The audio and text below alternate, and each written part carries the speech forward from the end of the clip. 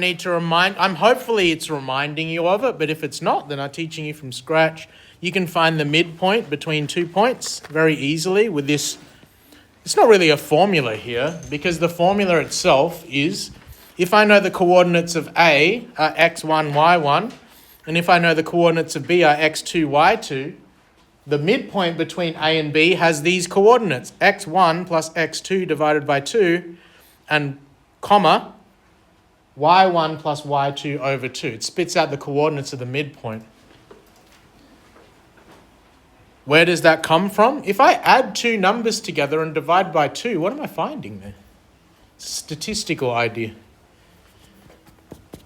How do you find the mean of something?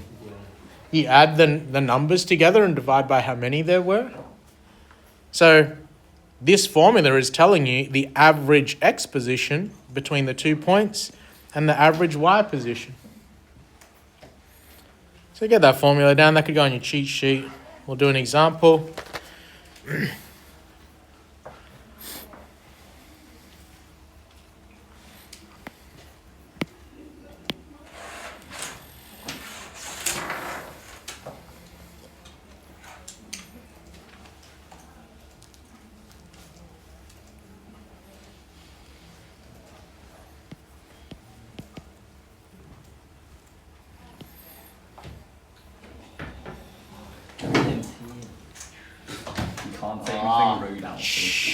He's allowed one.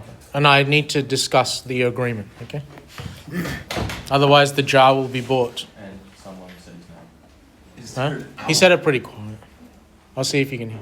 Is there a bullying his There will be if he can't control himself. Why can't everyone do that? Because they don't. They go along with you. Can we do this example before we keep on with it? There's 2 points. They have coordinates 1, 3, 7, and -7.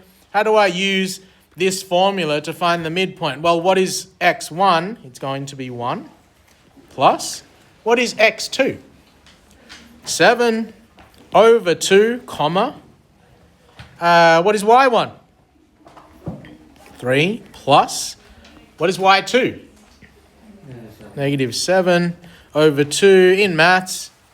Well, 1 plus 7 is 8. 8 over 2 is 4, comma. In maths, what do we do when it's a plus and a minus next to each other? Minus, so 3 take 7 is going to be -4. Divide that by 2, -2. So that is your midpoint between A and B. Now, if it was mainstream, we just stop at that. That's all you're finding. You're just plugging numbers into a formula. But we use these things in context. So let's say you had that formula. Well, you had the distance formula from last lesson. Let's prove that the midpoint we found is actually the midpoint. If something's in the middle, right? What could I say about the distance from the start to the middle and the middle to the end? Would they be different or would they be the same? They should be the same. So if I want to confirm that, could I find the distance from A to midpoint? Is that a possibility? A to midpoint distance is, you had the formula from last time, the really long square root. But the formula was different. You remind me. I asked you to take the notes down. Whether you do or not is not my concern. Can someone remind me, what do I put into that formula to find the distance? Yes? x2. So if I'm going from A to the midpoint, x2 is going to be 4. Take, what is x1? It's going to be 1. Square it, plus. What's y2 going to be?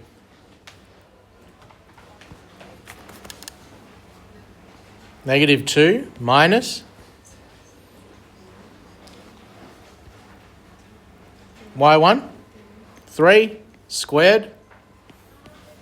4 take 1 squared is going to be 3 squared plus, what's -2 take 3? -5. Bracket it, please. 3 squared is going to be 9. -5 squared is going to be 25. So it's going to be root 34. Because you're my Ignite class, don't be afraid to leave it as root 34. It's absurd, okay? We've just found from the first point to the middle. We want to prove that it's in the middle. So now we go middle MP to B, distance. So use that formula again. Midpoint, well, B is going to be at 7, take 4 squared plus, what do I put in if I'm going from the midpoint to B? What's the y of B? Y coordinate of B? -7, take. Pretty good on Wednesdays. I've got double nick in the morning. -2 squared. 7 take 4, 3 squared plus. Okay, deal with the negatives. You guys have gotten better at this from the start of the year. If I've got -7 and I take -2, what's that going to be? -7 what? Add 2, so it's going to be -5 squared. We're going to end up with the same thing. 9 plus 25 root 34. Have we just confirmed that the midpoint was in fact the midpoint? Okay. Can you get that down, please? That's the end of the first lesson. Oops, sorry.